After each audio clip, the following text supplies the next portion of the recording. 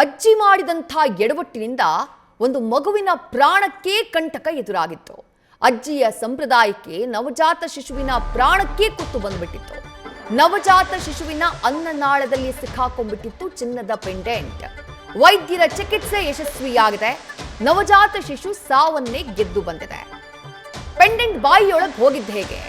ಅಜ್ಜಿ ತನ್ನ ಮೊಮ್ಮಗನಿಗೆ ಜೇನುತುಪ್ಪವನ್ನ ಬಾಯಿಗಿಡೋಕೆ ಮುಂದಾಗ್ತಾರೆ. ಆ ಸಂದರ್ಭದಲ್ಲಿ ಸಂಪ್ರದಾಯದಂತೆ ಚಿನ್ನದ ಪೆಂಡೆಂಟ್ನಲ್ಲಿ ಜೇನುತುಪ್ಪವನ್ನ ಮಗುವಿಗೆ ಕುಡಿಸುವಂತಹ ಸಂದರ್ಭದಲ್ಲಿ ಮಿಸ್ ಆಗಿ ಆ ಮಗು ಪೆಂಡೆಂಟ್ನ ನುಂಗ್ಬಿಟ್ಟಿತ್ತು. ಆ ನಂತರ ಹೆಬ್ಬಾಳದ ಮಣಿಪಾಲ್ ಆಸ್ಪತ್ರೆಗೆ ಮಗುವನ್ನ ದಾಖಲು ಮಾಡಿದ್ರು ಕುಟುಂಬಸ್ಥರು. ವೈದ್ಯರು ಶಸ್ತ್ರಚಿಕಿತ್ಸೆಯನ್ನ ಮಾಡಿದ್ರು.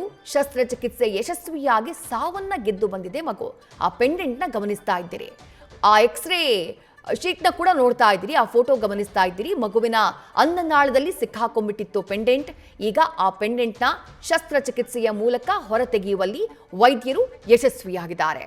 ಹುಟ್ಟಿದ ಮಗುಗೆ ಒಂದು ಚಿನ್ನದ ಹನಿನ ಲೇಪನ ನಾಲ್ಗೆ ಮೇಲೆ ಇಡಕ್ಕೆ ಅಂತ ಆ ಪೇರೆಂಟ್ಸ್ ಕಡೆಯಿಂದ ಆಗಿತ್ತು.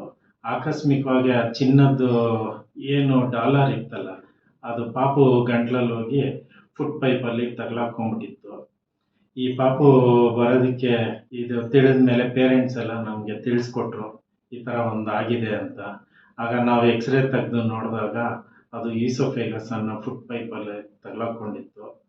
ಇದನ್ನು ಆಪ್ರೇಷನ್ ಮುಖಾಂತರ ತೆಗಿಬೇಕಂತ ಯೋಚನೆ ಅಥವಾ ಎಂಡೋಸ್ಕೋಪಿ ಮುಖಾಂತರ ತೆಗಿಬೇಕನ್ನೋ ಯೋಚನೆಯಲ್ಲಿ ನಾವು ಸರ್ಜಿಕಲ್ ಕಡೆಯಿಂದ ಆಗಲಿ, ಪೀಡಿಯಾಟ್ರಿಷಿಯನ್ ಡಾಕ್ಟರ್ ಕಡೆಯಿಂದ ಆಗಲಿ ವಿಶೇಷವಾಗಿ ಯಾವ ರೀತಿ ತೆಗಿಬೇಕು ಅಂತ ನಾವು ಮುನ್ನೆಚ್ಚರಿಕೆ ತಗೊಂಡು ನಾವು ಈ ನರ್ಸಿಂಗ್ ಕಡೆಯಿಂದ ಆಗಲಿ ಅಥವಾ ಅನಸ್ತೀಶಿಯಾ ಡಾಕ್ಟರ್ ಕಡೆಯಿಂದ ಆಗಲಿ, ಪೀಡಿಯಾಟ್ರಿಷಿಯನ್ ಡಾಕ್ಟರ್ ಕಡೆಯಿಂದ ಹಾಗೂ ಪೀಡಿಯಾಟ್ರಿಕ್ ಸರ್ಜನ್ ಕಡೆಯಿಂದ ಎಲ್ಲರೂ ಒಂದು ವ್ಯವಸ್ಥೆ ಮಾಡಿಕೊಂಡು ಈ ಮಗು ಬಂದಿದ್ದು ಆ ದಿನ ಬೆಳಗಿನ ಜಾವ 7 ಗಂಟೆಗೆ.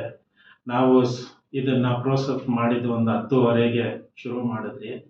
ಒಂದು ಅರ್ಧ ಗಂಟೆ ಸಮಯದಲ್ಲಿ ಆ ಪಾಪು ಫಾರಿನ್ ಬಾಡಿ ರೂಮನ್ನ ತೆಗೆಯುವಂಥ ಕೆಲಸ ಮಾಡಿದ್ದೀರಿ.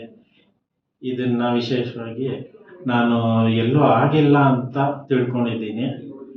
ಹುಟ್ಟಿದ ಮಗುಗೆ ಇದೆ ಮೊಟ್ಟ ಮೊದಲನೇ ಬಾರಿ ಈ ಥರ ಒಂದು ನನ್ನ 35 ವರ್ಷ ಎಕ್ಸ್ಪೀರಿಯನ್ಸಲ್ಲಿ ಇದೇ ಮೊಟ್ಟ ಮೊದಲನೇ ಬಾರಿಗೆ ಈ ರೀತಿ ಒಂದು ವಿಶೇಷವಾದ ಕೇಸ್ನ ಹ್ಯಾಂಡಲ್ ಮಾಡಿದ್ದೀನಿ.